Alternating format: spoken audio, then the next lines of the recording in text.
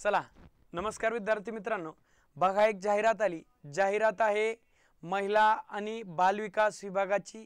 ही जाहिरात जी आहे ती फक्त महिलांसाठी आहे, इथं पुरुषाला एंट्री नाही। ओके, चला जाहिरात आहे 102 जागांसाठी या ठिकाणी भरती होणार आहे। पद आहेत दोन प्रकारच्या पदांसाठी या ठिकाणी जाहिरात आहे। मुख्य सेविका किंवा पर्यवेक्षक अशा प्रकारचे पद आहेत। एकूण 102 जागांची ही जाहिरात आहे। 14 ऑक्टोबर 2024 म्हणजेच आजपासून सकाळी 11 वाजल्यापासून हे फॉर्म भरायला सुरुवात झालेली आहे। फॉर्म भरायला सुरुवात झालेली आहे 3 नोव्हेंबर म्हणजे दिवाळीपर्यंत। त्या ठिकाणी 2-3 तारखेला दिवाळी आहे, 3 नोव्हेंबर 2024 पर्यंत या ठिकाणी आपल्याला फॉर्म भरता येणार। ही परीक्षा कम्प्युटरवर म्हणजेच ऑनलाईन स्वरूपामध्ये होणार आहे। ओके, परीक्षेचा दिनांक अधिकृत या ठिकाणी आज डिक्लेअर केलेला नाही, मात्र ते म्हणतायत की आम्ही आमच्या वेबसाईटवरती या ठिकाणी नंतर परीक्षेचा दिनांक तुम्हाला कळवू। त्यानंतर काय म्हणते, पदसंख्या आणि आरक्षण या ठिकाणी पदामध्ये बदल करण्याचा अधिकार किंवा होण्याची शक्यता आहे असं त्यांनी जाहिरातीमध्ये स्पष्टपणे दिलेलं आहे। बघा, त्यानंतर भरती प्रक्रिया राबवण्यात येईल। स्थगिती करणे, रद्द करणे, अंशतः बदल करणे हा पूर्ण अधिकार त्यांच्याकडे असेल। यामध्ये विविध प्रवर्गासाठी जातीनिहाय आरक्षण आहे। त्यानंतर प्रकल्पग्रस्तांना आरक्षण आहे, भूकंपग्रस्तांना आरक्षण आहे। बघा पुढे आहे आर्थिक EWS वाल्यांना या ठिकाणी आरक्षण आहे। खेळाडूंना सुद्धा या ठिकाणी आरक्षण आहे, दिव्यांगांना सुद्धा आरक्षण आहे, अनाथांना। मात्र याच्यामध्ये एवढं लक्षात ठेवा, हे जे आरक्षण आहे याच्यामध्ये फक्त आणि फक्त ही महिलांसाठी भरती असणार आहे। त्यानंतर माजी सैनिक, त्यानंतर प्रकल्पग्रस्त, भूकंपग्रस्त, त्यानंतर आहे पदवीधर। पुढे पहा काय म्हणते, तर यासाठी जात वैधता प्रमाणपत्र पात्रता काय असेल तर तो भारतीय नागरिकत्व तसेच महाराष्ट्र राज्याचे आदिवास म्हणजे तुझ्याकडे डोमासाईल प्रमाणपत्र किंवा नॅशनॅलिटी डोमासाईल हे दोन्ही या ठिकाणी लागतील तुला। त्यानंतर वयोमर्यादा, उमेदवाराची वयाची गणना ऑनलाईन अर्ज स्वीकृतीच्या अंतिम दिनांकास म्हणजेच 3 नोव्हेंबरला तुझं वय मोजल्या जाईल। या ठिकाणी वयाची मर्यादा 3/11/2024 पर्यंत मोजण्यात येईल म्हणते। अर्ज या ठिकाणी दिले। पद आहे मुख्य सेविका वर्गातील किमान व कमाल वयोमर्यादेबाबत सविस्तर तपशील। खुल्या प्रवर्गासाठी किमान 21 वर्षापेक्षा कमी नसावा व 38 वर्षे 21 पासून 38 वर्षापर्यंत। त्यानंतर मागासवर्गीय उमेदवार जे असतात भजक, भजड, त्यानंतर हे जे इतर मागास प्रवर्गातील यांच्यासाठी वयाची अट आहे 21 वर्षापासून, तर कमीत कमी आपलं वय 21 वर्ष असावं, जास्तीत जास्त आपलं वय 43 वर्ष असावं।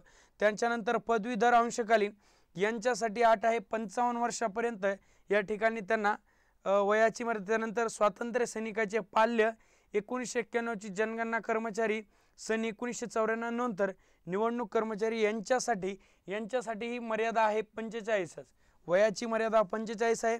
त्यानंतर खेळाडूंसाठी 43 वर्ष आहे। त्यानंतर दिव्यांगासाठी या ठिकाणी सरसकट 45 वर्ष असणार आहे। त्यानंतर भूकंपग्रस्त, प्रकल्पग्रस्त यांना सुद्धा 45 वर्षापर्यंत। त्यानंतर अनाथांना या ठिकाणी अनाथ उमेदवारासाठी 6 एप्रिल 2023 अन्वये अनाथ आरक्षणासाठी अर्ज करणाऱ्या उमेदवारास अनुसूचित जाती प्रवर्गासाठी निश्चित करण्यात आलेली परीक्षा शुल्क, किमान गुणवत्ता, पात्रता आणि वयोमर्यादा इत्यादी निकष लागू राहतील। म्हणजे जो ज्या प्रवर्गातून येतो त्या प्रवर्गासाठी जी वयाची अट असेल तीच वयाची अट ही अनाथ उमेदवारासाठी असणार आहे। पुढे काय म्हणते पहा, पदाचं नाव आहे मुख्य सेविका किंवा पर्यवेक्षिका, तर त्याच्यासाठी पात्रता आहे संविधानिक विद्यापीठाची पदवी धारण करणारी कोणत्याही शाखेतील पदवीधर असावा। ती व्यक्ती जी आहे ती पदवीधर असावी, मग ती BA मधून असो, BCom मधून असो किंवा BSc असो, रेग्युलर विद्यापीठातून असो किंवा मुक्त विद्यापीठातून असो, कुठल्याही विद्यापीठाची आपल्याकडे काय असायला पाहिजे, पदवी असायला पाहिजे। त्याच्यासाठी पगार आहे बघा 35,400 रुपयापासून सुरुवात आहे आणि 1,12,400 रुपयापर्यंत आपला पगार असू शकतो, म्हणजे हायेस्ट पगार इथपर्यंत आपला जाईल। ओके, त्यानंतर ही परीक्षा कशी होईल पहा, तर कम्प्युटरवर परीक्षा होईल। प्रत्येक प्रश्नात या ठिकाणी 2 गुण असतात। सरळ सेवेमार्फत ही भरती होणार आहे। सरळ सेवेची जर आपण पाहिलं तर प्रत्येक प्रश्नाला या ठिकाणी 2च गुण असतात। याही परीक्षेत 2 गुण दिलेले आहेत। त्यानंतर पुढे पहा काय दिले, कम्प्युटरवर परीक्षा होणार आहे। सत्र 1 अंतिम सत्र यातील परीक्षा कोण घेणार आहे, तर ही परीक्षा TCS या कंपनीकडून घेतली जाणार आहे। परीक्षा ही TCS मार्फत होणार आहे। जशा या अगोदर TCS न परीक्षा घेतल्या होत्या तशाच प्रकारची परीक्षा होणार आहे आणि या परीक्षेला नॉर्मलायझेशन जी पद्धत आहे ही सुद्धा लागू असणार आहे। हे बघा इथं दिलंय, सदर नॉर्मलायझेशन परीक्षा याची बंधनकारक राहील। याची परीक्षार्थ्यांनी काय घ्यावी, नोंद घ्यावी आणि याच्यासाठी त्यांना कागदपत्र काय लागतात बघा। आता हे झालं तुम्हाला पात्रता असणं पद, त्यानंतर आपल्याला कागदपत्र काय लागणार या ठिकाणी बघा कागदपत्र दिलेले आहेत। कागदपत्र काय लागतात पहा, तर कागदपत्र या ठिकाणी लागतात एक SSC चा पुरावा, त्यानंतर वयाचा पुरावा, शैक्षणिक अर्हता, त्यानंतर पहा माजी सैनिकांसाठी या ठिकाणी त्यांचं प्रमाणपत्र, त्यानंतर दिव्यांगासाठी त्यांचं प्रमाणपत्र लागणार आहे, त्याच्यानंतर मागासवर्गीय असल्याबाबतचा पुरावा म्हणजेच आपलं कास्ट असलं पाहिजे, त्यानंतर EWS वाल्यासाठी त्यांचा पुरावा, प्रकल्पग्रस्तासाठी त्यांचं जे आरक्षण सर्टिफिकेट असतं ते आपल्याकडे असायला हवं, अंशकालीनसाठी त्यांचा पुरावा, असं लहान कुटुंबाचे प्रमाणपत्र मात्र या ठिकाणी त्यांनी सांगितले। हां, मराठी भाषेचे ज्ञान असल्याचा पुरावा या ठिकाणी द्यायचा आहे। त्यानंतर संगणक ज्ञान पुरावा म्हणजे आपल्याकडे संगणकचा कुठला तरी कोर्स झालेला असावा, उदाहरणार्थ आपली MSCIT झालेली असावी आणि आपल्याला पात्रता, त्यानंतर SSC मध्ये म्हणजे आपला जो 10वीचा मार्क मिळेल त्याच्यात जर तुम्ही बदल केला असेल तर त्याचाही या ठिकाणी तुम्हाला पुरावा द्यायचा आहे।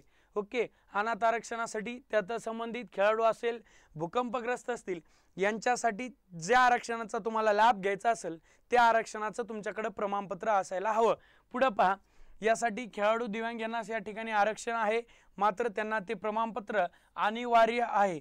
पहा, ऑनलाईन प्रणालीद्वारे अर्ज हे स्वीकारले जातील। उमेदवारास मुख्य सेविका या पदासाठी फक्त एकच अर्ज या ठिकाणी भरता येणार आहे। ओके, अर्ज सादर करण्यासाठी ही त्यांची वेबसाईट आहे, त्या वेबसाईटला तुम्हाला फॉर्म भरता येणार आहे। अर्ज सादर केल्यानंतर मुदतीत परीक्षा शुल्क त्या ठिकाणी त्याच वेळेस तुम्हाला शुल्क भरणे हे बंधनकारक असेल। त्यानंतर अंतिम तारीख संगणकामार्फत निश्चित केल्या जाईल म्हणते। पहा, आता त्याच्यानंतरचा मुद्दा आहे परीक्षा केंद्र व परीक्षाबाबत सर्वसाधारण सूचना। तर परीक्षा केंद्र निवडण्यासाठी तुमच्या पुढे 3 पर्याय उपलब्ध असतात। 3 पर्याय म्हणजे आपल्या जवळचे 3 सेंटर तुम्हाला ऑप्शन मध्ये दिसतात, त्यापैकी तुम्ही जे एकाला प्रथम क्रमांक, द्वितीय क्रमांक आणि तृतीय असे 3 रेफरन्स द्यायचे। मग तुम्हाला त्यांच्याकडे उपलब्धतेनुसार पहिला जर भेटलं तर पहिलं भेटल, नाही तर दुसऱ्या क्रमांकाचं सेंटर किंवा तिसऱ्या क्रमांकाचं सेंटर, असे वेगवेगळे तिन्ही पैकी एक सेंटर मिळू शकतं। कदाचित त्यांना तिन्ही उपलब्ध नाही झाले तर त्यांना तो अधिकार त्यांनी त्याच्यामध्ये दिलाय की आम्ही चौथंही सेंटर कुठलंही देऊ शकतो। त्यासाठी तुम्हाला परीक्षा शुल्क असणार आहे ओपन वाल्यांसाठी 1000 रुपये आणि जे मागासवर्गीय प्रवर्गातून येत असतील त्यांच्यासाठी परीक्षा शुल्क असणार आहे 900 रुपये। ओके, त्यानंतर माजी सैनिकांना या ठिकाणी शुल्क नसणार आहे। परीक्षा शुल्क भरणा ऑनलाईन पद्धतीने करायचा आहे। तुम्ही तिथे गेल्यानंतर तुमच्याकडे ATM असेल, फोन पे असेल, कुठल्याही पद्धतीने या ठिकाणी तुम्ही तिथं पेमेंट करू शकता। या ठिकाणी 14 म्हणजेच आजपासून फॉर्म भरायला सुरुवात झाली आणि 3 नोव्हेंबर पर्यंत फॉर्म भरता येणार आहे आणि पेमेंट सुद्धा त्याच कालावधीत करायचे, पेमेंटला एक्स्ट्रा काही दिवस दिलेले नाहीत। ओके, चला दिव्यांगांसाठी त्या ठिकाणी त्यांनी दिव्यांगासाठी ज्या सूचना आहेत त्यांनी या ठिकाणी दिल्या, त्यांना जो वेळ वाढून असतो कुठल्या याच्यामध्ये असतो तो त्यांनी याच्यामध्ये सविस्तर दिले। विठ्ठल कांगणे या आपल्या टेलिग्रामवरती आपण ही जाहिरात सविस्तर टाकलेली आहे, त्याच्यामध्ये तुम्हाला ज्यांना आवश्यक त्यांनी बघून घेऊ शकता। तर या ठिकाणी आपण जेवढं होईल तेवढं क्लिअर करण्याचा प्रयत्न करतोय। तर बघा, समान गुण मिळाल्यास या ठिकाणी हे एक त्यांनी दिले, जे उमेदवाराला समान गुण असतील यादीमधील प्राधान्यक्रम पुढील प्रमाणे निश्चित करण्यात येईल। हे अशा प्रकारे आत्महत्याग्रस्त जर पाळले असेल ते तर त्यांना या ठिकाणी प्राधान्य देण्यात येईल किंवा त्यांनी विविध अटी घातलेल्या आहेत त्यानुसार आता पाहूया त्याच्यासाठी असणारा अभ्यासक्रम।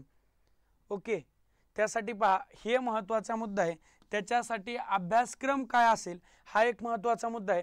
मग पहा, इंग्रजी विषय असणार आहे, जो सरळ सेवा म्हणलं इंग्रजी येणार, त्यानंतर मराठी विषय येणार, इंग्रजी म्हणले इंग्रजी पात्रता ही पदवी असणार आहे, कारण की आपल्याला पात्रताच परीक्षेमध्ये या ठिकाणी पात्रताच काय दिलेली आहे तर पदवी, म्हणजेच पदवीच्याच लेवलचा या ठिकाणी पेपर असणार आहे।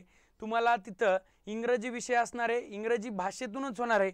बाकीचे जे विषय असतील इंग्रजी वगळता म्हणजे भाषा विषय वगळता सर्व विषय हे मराठीतून होणार आहेत।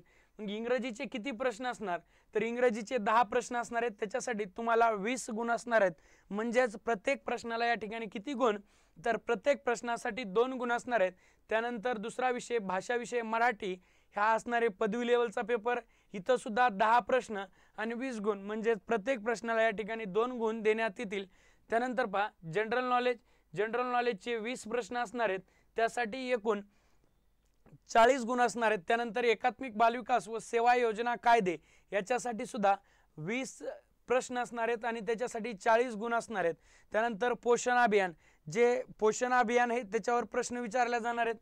आपण त्याच्याबद्दल सविस्तर एक लेक्चर सुद्धा यूट्यूबला येऊन जाईल, पोषण अभियानामध्ये काय प्रश्न विचारतात. त्यानंतर एकात्मिक बालविकास याच्याबद्दल सुद्धा. मग पोषण आहाराला एकूण 10 प्रश्न आणि 20 गुण, इथं सुद्धा प्रत्येक प्रश्नासाठी 2 गुण असणार आहेत. त्यानंतरचा विषय आहे गणित आणि बुद्धिमत्ता, या दोन्ही विषयाला एकूण 20 प्रश्न असणार आहेत, म्हणजे प्रत्येकी 10-10 असण्याची शक्यता. मात्र याच्यात त्यांनी असं सविस्तर दिलेला नाही, म्हणून त्यांचा तो हा प्रश्न आहे की 10 द्यायचे का कुठं 11-9 द्यायचे. असे एकूण दोन्ही विषयाचे म्हणून 20 प्रश्न आणि 40 गुण असणार आहेत. त्यानंतर असणार आहे संगणकावर प्रश्न, प्रत्येक विषयाला मराठीतूनच प्रश्नपत्रिका असणार आहे, फक्त इंग्रजी विषय इंग्रजीतून असणार. ओके, चला. संगणक ज्ञानाला 10 प्रश्न असणार आहेत, त्याच्यासाठी 20 गुण. 10 प्रश्न असणार, तर याच्यावर काय नाही, सोपा कार्यक्रम असतो, इनपुट आउटपुट. त्याच्यानंतर बाकी बेसिक प्रश्न या ठिकाणी जे MSCITला आपण शिकलेलो असताना ज्याच्याकडे प्रमाणपत्र आहे त्याला तेवढं बेसिक नॉलेज असणारच आहे, त्या आधारावरती ज्या ठिकाणी ते प्रश्न विचारतील. असे एकूण 100 प्रश्न आणि 200 गुण असणार आहेत. ही परीक्षेला वेळ असणारे 1.5 तास. मात्र जे दिव्यांग उमेदवार असतील त्यांच्यासाठी हा वेळ असणारे 2 तासाचा, म्हणजे त्यांना 30 मिनिटे अधिकची दिली जाणार आहेत. त्यानंतर पहा या ठिकाणी हे जाहिरात दिसते तुमच्या समोर, आणि प्रवर्गाने आहे काय केलं त्यांनी इथं प्रत्येक प्रवर्गासाठी हे जे पद आहेत पहा, हे अगोदरच बोललो होतो 100% महिलांसाठी आहेत. पुरुष मंडळी इथं फॉर्म भरायला जाऊ नका, तुम्ही फक्त ह्या जागा ज्या आहेत त्या महिलांसाठी आहेत. मग महिला सर्वसाधारण असतील, महिला खेळाडू असतील, महिला असतील अंशकालीन पदवीधर, भूकंपग्रस्त, प्रकल्पग्रस्त आणि दिव्यांगाचं या ठिकाणी त्यांना हे जे पद आहेत ते क्रमांकानुसार भरण्यात येतील. म्हणते एक पद नियमानुसार आरक्षणातून भरण्यात येतील. ओके, ह्या ठिकाणी एकूण 102 जागांसाठी जाहिरात आहे. ओपनला जागा आहेत, प्रत्येक कास्टला या ठिकाणी जागा दिलेल्या आहेत. पुढं पहा, त्यानंतर आहे मुख्य सेविका, भरावायची पद आहेत 4, त्यासाठी हे दिव्यांगाचा प्रकार, एवढ्यापैकी कुठलेही एक दिव्यांग चालेल असं दिलंय. शारीरिक पात्रता या ठिकाणी त्यांनी दिलेले, कर्तव्य का असणार, त्यांच्याकडे जबाबदाऱ्या का असणार ह्याची सविस्तर माहिती. अंगणवाडी सेविकांना कौटुंबिक संपर्क वाढवणे, गाठी भेटी घेणे, गावात सभा घेणे असं त्यांना असते. त्यानंतर जन्म मृत्यूच्या नोंदी अद्ययावत करणे, लोकसंख्येची यादी, कुटुंबाची यादी तयार करणे, लोकसंख्ये लक्ष्य गट ओळखणे. त्यानंतर असे वेगवेगळे कामं हे महिलांना असणार. अंगणवाडी सेविकांनी क्षेत्रीय समस्या निवारण करणे, अशा वेगवेगळ्या प्रकारचे या ठिकाणी त्यांना कामं आहेत, ते कामं त्यांना आपल्या पार पाडायचे असतात. ओके, चला पहा पुढं. या ठिकाणी एवढी माहिती त्या ठिकाणी दिली. फॉर्म भरण्याला आजपासून सुरुवात झालेली आहे. ज्यांच्याकडे पदवी असेल आणि बाकी अर्हता म्हणजेच MSCIT संगणकाचं ज्ञान किंवा MSCITच्या जागी तुमच्याकडे कुठलंही संगणक ज्ञान असणारं कुठलंही प्रमाणपत्र असेल तर ही चालन, पण आपल्याकडे पदवी असणं ही अनिवार्य आहे. पदवी ही तुम्ही अंतिम वर्षात नसायला पाहिजे, तुमची पदवी ही पूर्ण झालेली असावी अशी या ठिकाणी पात्रता असणार आहे. सर्वांनी फॉर्म भरण्याला आजपासून सुरुवात झाली आहे. ज्यांच्याकडे ही पात्रता असणार त्यांनी या पदांसाठी या ठिकाणी फॉर्म भरू शकता. ओके, चालतंय, आपण थांबू. गुड नाईट, शुभरात्री.